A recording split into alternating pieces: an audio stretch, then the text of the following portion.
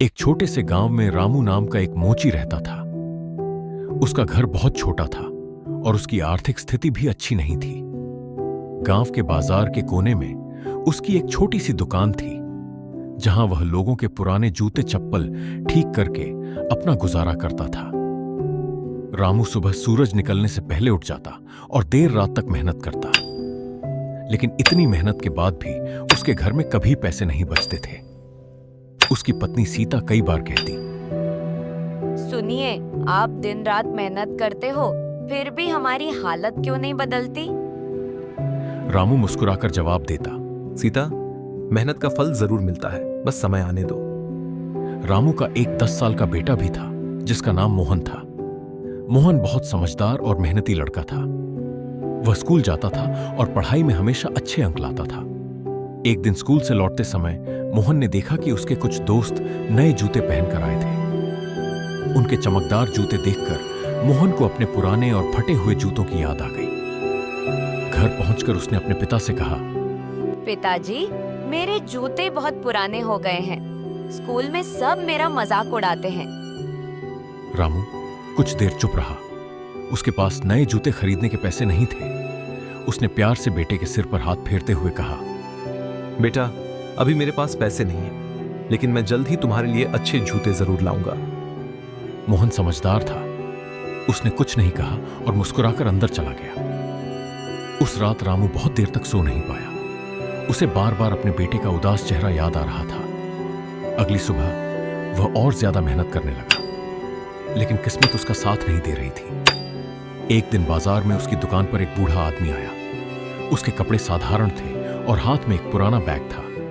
बेटा, क्या तुम मेरे जूते ठीक कर सकते हो? रामू ने जूते देखे। वे बहुत ज्यादा टूटे हुए थे। बाबा, मैं पूरी कोशिश करूंगा। रामू ने बड़ी मेहनत से जूतों को ठीक किया। जब बूढ़े आदमी ने जूते पहने तो वे बिल्कुल नए जैसे लग रहे थे। बूढ़ा आदमी बहुत खुश हुआ। उसने पूछा, कितने पैसे हुए? रामू बोला, बस 20 रुपए। बूढ़ा आदमी हैरान रह गया। इतनी मेहनत के सिर्फ 20 रुपए? रामू मुस्कुराया। जितना काम था उतने ही पैसे हैं। बूढ़े आदमी ने उसकी तरफ ध्यान से देखा और पैसे देकर चला गया। कुछ दिनों बाद वही बूढ़ा आदमी फिर आया।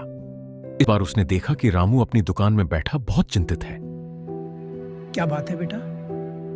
रामू पहले तो चुप रहा, लेकिन फिर उसने अपनी सारी परेशानी बता दी। बूढ़े आदमी ने ध्यान से उसकी बातें सुनी। फिर उसने कहा, क्या तुम सच में अपने जीवन को बदलना चाहते हो? रामू बोला, हाँ बाबा, लेकिन मुझे रास्ता नहीं पता। बूढ़े आदमी ने मुस्कुराकर कहा, तुम्हारे पास सबसे बड़ी दौलत है। रामू हैरान हुआ। मेरे पास कौन सी दौलत? बूढ़ा आदमी बोला, ईमानदारी और मेहनत। यह कहकर वह चला गया। रामू उसकी बात पूरी तरह समझ नहीं पाया। समय बीतता गया। एक दिन गांव में खबर फैली कि शहर की एक बड़ी जूता कंपनी गांव के कारीगरों की तलाश कर रही है। गांव के कई लोग आवेदन करने पहुंचे। रामू भी वहां गया। जब उसकी बारी आई तो अधिकारियों ने उसे जूता बनाने का एक नमूना तैयार करने को कहा। रामू ने पूरी लगन से काम शुरू किया। उसने ऐसा जूता बनाया कि वहां मौजूद सभी लोग हैरान रह गए। जूते की सिलाई, डिजाइन और मजबूती बेहतरीन थी। अधिकारियों ने उसकी खूब तारीफ की, लेकिन चयन के लिए केवल एक व्यक्ति चुना जाना था। रामू उम्मीद लेकर घर लौट आया। कुछ दिनों बाद परिणाम आया। रामू का चयन नहीं हुआ। उसका दिल टूट गया। उसे लगा कि उसकी सारी मेहनत बेकार चली गई। वह कई दिनों तक उदास रहा। उसकी पत्नी ने उसे समझाया। हार मानने से कुछ नहीं होगा। मोहन भी बोला, पिताजी, आपने हमेशा मुझे सिखाया है कि मेहनत करने वाला कभी हारता नहीं।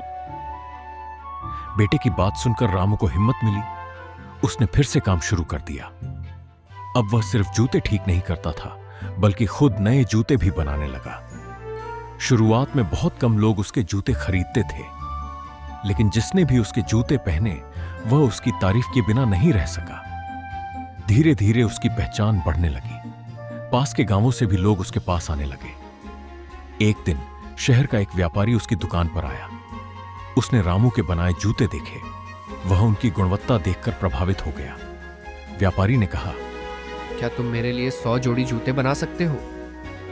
रामू के लिए यह बहुत बड़ा अवसर था, लेकिन उसके पास इतने संसाधन नहीं थे। फिर भी उसने हिम्मत नहीं हारी।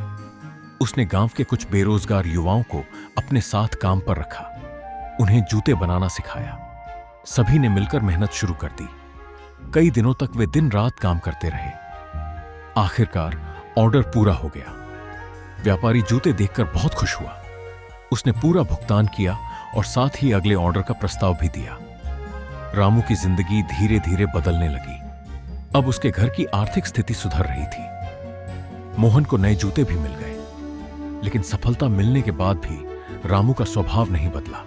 वह पहले की तरह विनम्र और ईमानदार बना रहा। कुछ साल बीत गए। अब रामू की छोटी दुकान एक बड़े कारखाने में बदल चुकी थी। दर्जनों लोग वहां काम करते थे। गांव के कई परिवारों का घर उसी कारखाने से चल रहा था। एक दिन वही बूढ़ा आदमी फिर से उसकी दुकान पर आया। इस बार रामू उसे तुरंत पहचान गया। वह दौड़कर उसके पास गया। बाबा, आप कहां थे इतने साल? बूढ़ा आदमी मुस्कुराया। मैं देख रहा था कि तुम अपनी मेहनत और ईमानदारी की दौलत का क्या करते हो। रामू की आंखें भर आईं। बाबा, अगर उस दिन आपने मुझे हिम्मत नहीं दी होती तो शायद मैं हार मान चुका होता। बूढ़े आदमी ने कहा, नहीं बेटा, मैंने सिर्फ तुम्हें रास्ता दिखाया था। चलना तुम्हें खुद पड़ा। फिर उसने पूछा, अब तुम्हारा सबसे बड़ा सपना क्या है? रामू कुछ देर सोचता रहा, फिर बोला, पहले मेरा सपना सिर्फ अपने परिवार का पेट भरना था, लेकिन अब मेरा सपना है कि मेरे गांव का कोई भी मेहनती इंसान बेरोजगार न रहे। यही असली सफलता है। कुछ महीनों बाद रामू ने गांव में एक प्रशिक्षण केंद्र खोला। वह वहां गरीब युवाओं को मुफ्त में जूते बनाना सिखाने लगा। जो लोग कभी बेरोजगार थे, वे अब अपने पैरों पर खड़े होने लगे। गांव की तस्वीर बदलने लगी। लोग रामू का सम्मान करने लगे। एक दिन गांव में एक बड़ा समारोह आयोजित किया गया। रामू को सम्मानित किया गया। मंच पर खड़े होकर उसने कहा, मैं कोई खास इंसान नहीं हूं। मैं भी कभी बहुत गरीब था, लेकिन मैंने एक बात कभी नहीं छोड़ी, मेहनत। अगर सपने बड़े हों और इरादे मजबूत हों तो गरीबी भी रास्ता नहीं रोक सकती। पूरा मैदान तालियों से गूंज उठा। मोहन, जो अब बड़ा हो चुका था, अपने पिता को गर्व से देख रहा था। उसकी आंखों में खुशी के आंसू थे। उसे याद आ रहा था वह दिन जब उसके पास नए जूते तक नहीं थे, और आज उसका पिता सैकड़ों लोगों की जिंदगी बदल चुका था। कहानी यहीं समाप्त नहीं होती। रामू की सफलता का असली कारण उसका कारखाना नहीं था। उसकी असली सफलता यह थी कि उसने कठिन परिस्थितियों को अपनी कमजोरी नहीं बनने दिया। उसने हर असफलता को एक सबक की तरह लिया, हर मुश्किल का सामना किया और कभी भी अपने सपनों को मरने नहीं दिया। कहानी की सीख, गरीबी इंसान की पहचान नहीं होती। मेहनत, ईमानदारी और धैर्य ही असली दौलत है। जो व्यक्ति कठिनाइयों के बावजूद अपने सपनों का पीछा करना नहीं छोड़ता, एक दिन सफलता उसके कदम चूमती है।